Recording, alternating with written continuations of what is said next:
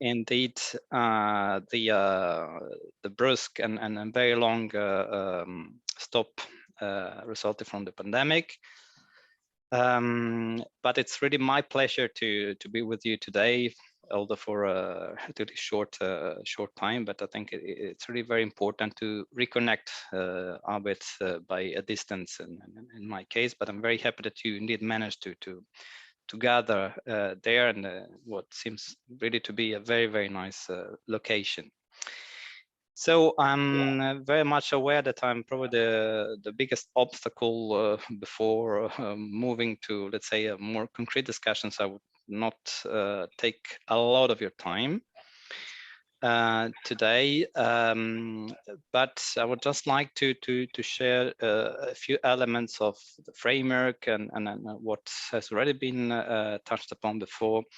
The start of the new program, just to focus on something positive, because I mean we've been talking also about COVID and the war in Ukraine.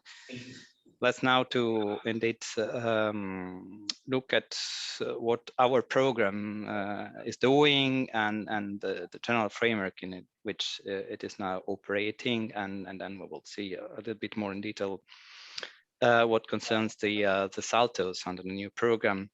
So first of all, the regulation establishing Erasmus Plus was adopted basically 1 year ago. It was end of May last year. So after 1 year, we can already say we managed to get to some stability in terms of implementation. We had our work programs 21 and 22 adopted with their revisions. And we met 4 times with the program committee members, so with the representatives from national authorities. The program has started with, I would say, reinforced focused on 4 priorities, as we all know, so green, digital, inclusion, and democratic participation. And now, I mean, we are starting to see the new projects that have been selected and starting to operate. I mean, not many have already finished their activities, but I think we will very soon start to feel what the new program will bring about in terms of projects. In terms of SALTOs, I mean, getting a little bit closer to our business today. The new program, of course, has confirmed the let's say the importance and the added value that the SALTOs bring to the NA network. And I would say even more with the current program, they have become a little bit of corporate resource centers in the sense that they started, I mean, at the very beginning, 20 years ago in the youth field and are now moving even more with the current program, now 21-27, into a more, let's say, corporate logic. So also serving other sectors, education and the Solidarity Corps. So I think this really confirms the importance that we, not only the Commission, but we in Brussels and as program stakeholders attach to the SALTOs. Of course, I mean, this importance is also reflected by the fact that we have tried even to reinforce the SALTO network by adding so far 2 new SALTOs, and we are in the process of launching a 3rd one. So 2 new SALTOs have been very recently appointed. One for the inclusion and diversity leg in the education and training sector. And that was hosted, I mean, will be hosted as of now by the Croatian National Agency. And then the Finnish National Agency has been selected to host the Digital Resource Center for both Erasmus Plus and the European Solidarity Corps. So as we said before, a little bit more in a corporate logic. Of course, it's quite obvious to see that this reflects the refocus of the program on fewer and new objectives. To complete that, of course, there is a 3rd SALTO for environmental sustainability, which is being selected. I mean, the process has, the process for application, to be honest, and more precise, has just started. So further to that, we will get the expressions of interest from national agencies that might be interested. And of course, we'll further to that select the best application. So the third new SALTO will be operational in 2022. And prior to that, we have launched together with our colleagues in the youth unit an assessment or a study of the existing SALTO structures.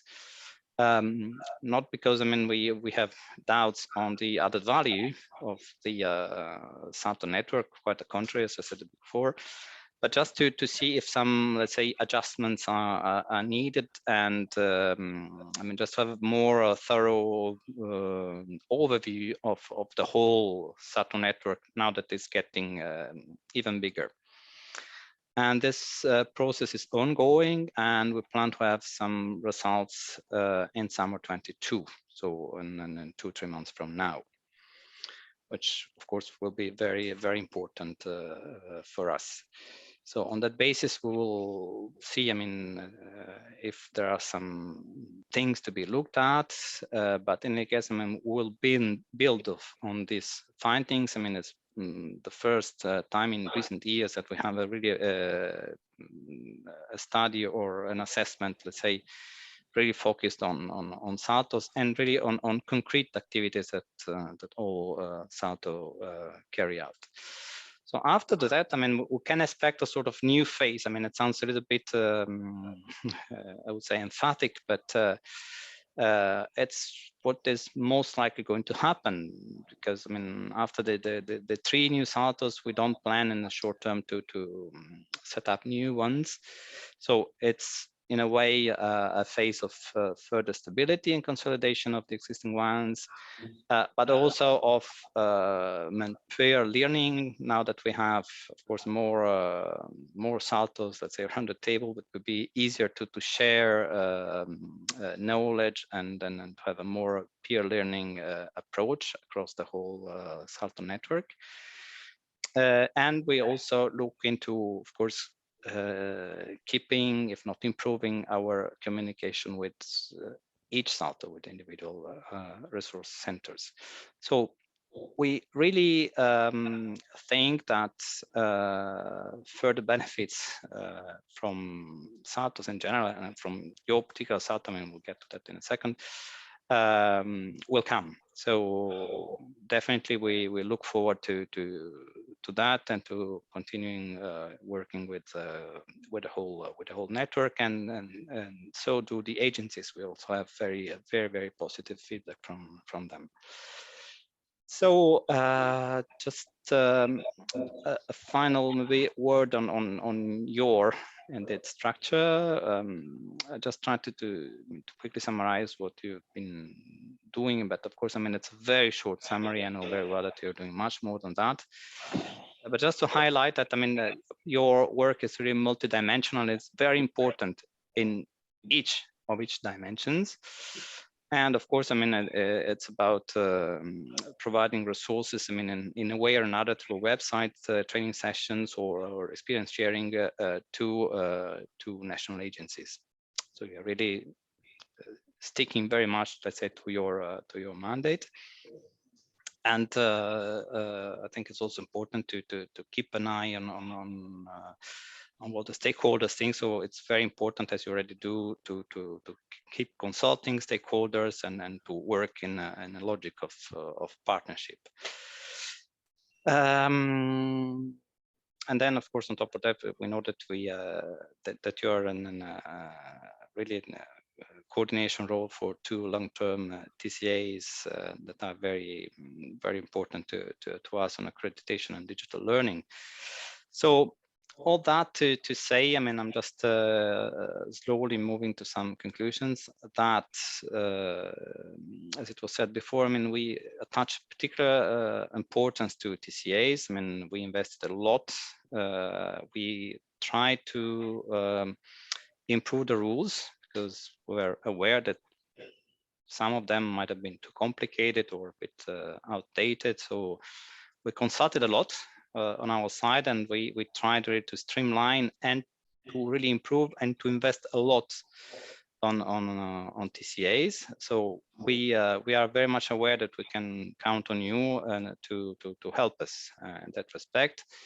And we will see TCAs a little bit more as a strategic instrument. So of course we now start to see that they are more strategically planned, for example, that they are a little bit more focused, more digital, in line with the program priority, at least one of the 4 overarching ones.